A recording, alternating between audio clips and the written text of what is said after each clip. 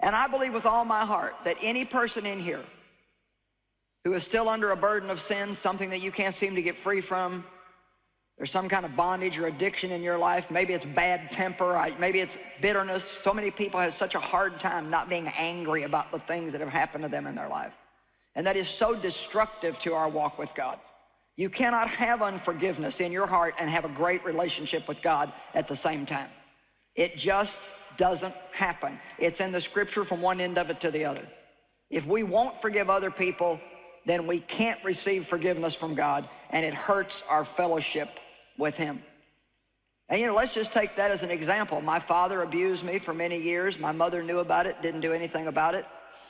I even had other relatives, male relatives, that had also abused me. There was a real mess in my father's bloodline. And I had a bad case of bitterness and resentment and a chip on my shoulder. And even after I was already in ministry, because I had done what I call the official I forgive you thing.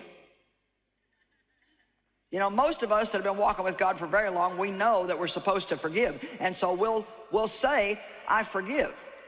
But a long time after that, when God really began to deal with me that it still wasn't what it needed to be, I said, it's hard. I don't know how to do it. And God said, if you'll pray for them and bless them.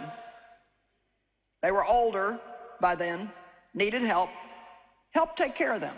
Well, that's the last thing in the world I wanted to do. I didn't want to do that. They didn't deserve that. I was the one that had been mistreated. They never did anything for me. And I had my conversation with God. You ever notice that sometimes God says something, you argue with Him, and then after that He doesn't say anything else? It just kind of hangs there like...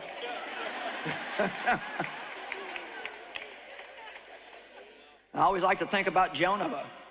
Jonah, go to Nineveh.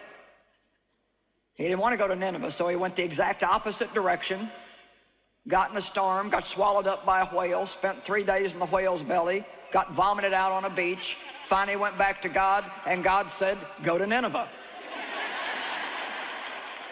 Come on, we can avoid a lot of side trips in our life by just doing what God tells us to the first time.